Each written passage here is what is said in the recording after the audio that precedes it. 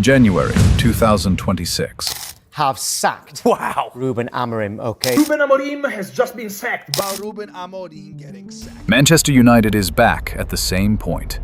New coach, new hopes, and another dismissal. No celebrations, no ceremonies, no emotional farewells. Ruben Amorim, the young, highly regarded Portuguese coach, has been officially sacked by Manchester United. He arrived with the label of the next big thing, and now leaves with a big stain on his name. Failed at Manchester United. Following in the footsteps of Jose Mourinho, Ten Hag, Solskjaer, and other top coaches. And one big question arises: is this the right decision? Or, once again, is Manchester United repeating its old mistakes? In this video, we'll break down why Amorim was fired, whether he truly failed, and the most important question: is the problem at Manchester United really with the coach? Those first 33 games, he's almost on we almost need another screen to put him on. The margins are absolutely huge, which is why there is so much concern, it feels right now. When Ruben Amorim was announced as Manchester United's coach, expectations immediately soared. A new era, a new identity, a modern Manchester United. With 2 victories and 1 draw, I said to you, the storm is coming. I want to tell you, the good days are coming. It's our club, it's Manchester United Football Club. At Sporting CP, Amorim was a symbol of revolution. Portuguese league champion with Sporting CP, ended the dominance of Porto and Benfica. The most sought-after young coach in Europe, he was a symbol of tactical revolution, structured build-up play, aggressive pressing, a disciplined 3-man defense. However, Old Trafford is not a place that welcomes change.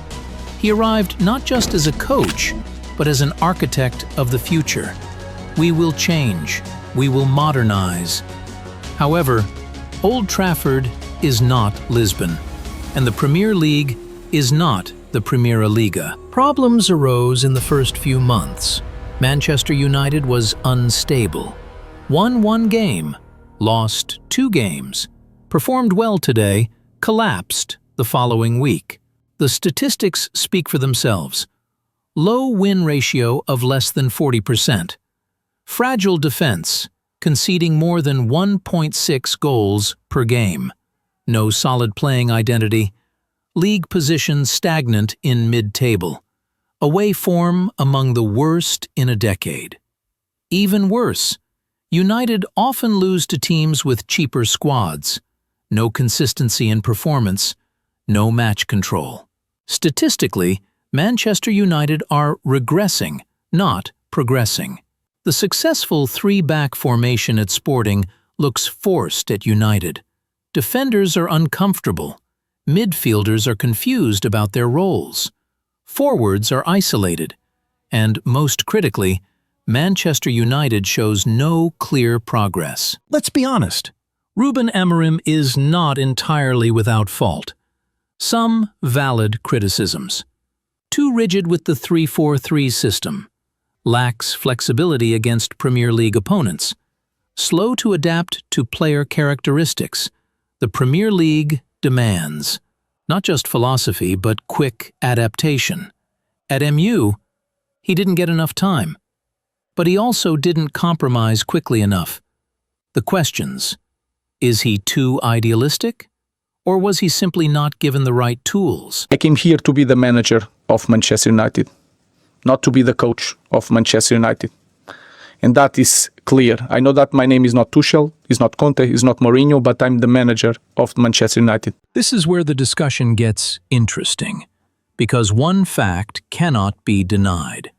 Manchester United has fired many coaches, but the problem remains the same. Before Amorim, Mourinho arrived, Solskjaer arrived, Ten Hag arrived. Are all these mistakes purely Ruben Amorim's fault? Because the facts are, he didn't choose the squad entirely, Transfers didn't always match tactical needs. The club structure was constantly changing. More than that, since Sir Alex Ferguson retired, Manchester United has fired more than 5 head coaches, spent hundreds of millions on players, but never truly built an identity. The pattern is always the same. 1. Bring in a coach with a philosophy. 2. Give them a short time frame. 3. Panic when results are poor. 4. Fire them. 5. Repeat the cycle. Ruben Amorim is just the latest name on a long list of structural failures. After they leave, the structure remains chaotic. Recruitment is out of sync. Players come and go without a long-term vision. Amorim arrived at a club that lacks a consistent playing identity, has a fragile dressing room, faces extreme media pressure.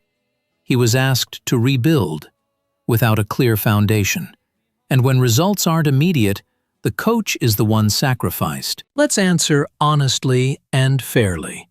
Dismissal can be considered appropriate if Manchester United needs quick results. The dressing room has lost confidence. Short-term targets are threatened.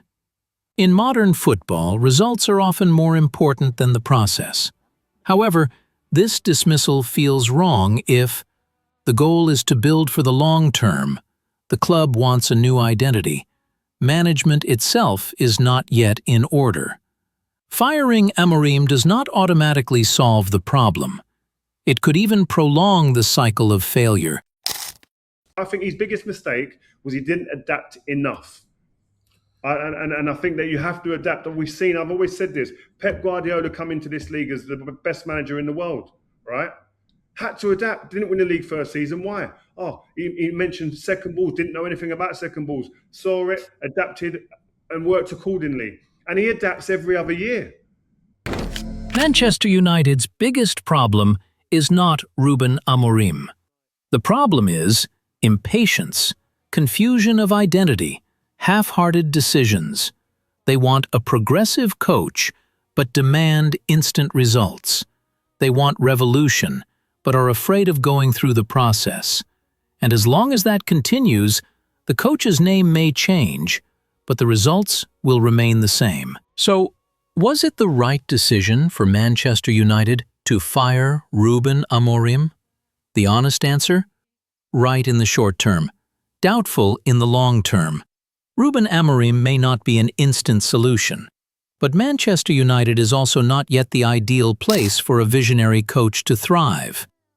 If the club doesn't change from within, whatever coach comes next will face the same fate. And now we want to hear your thoughts. What do you think? Was Ruben Amorim really deserving of being fired? Or did Manchester United once again miss the mark?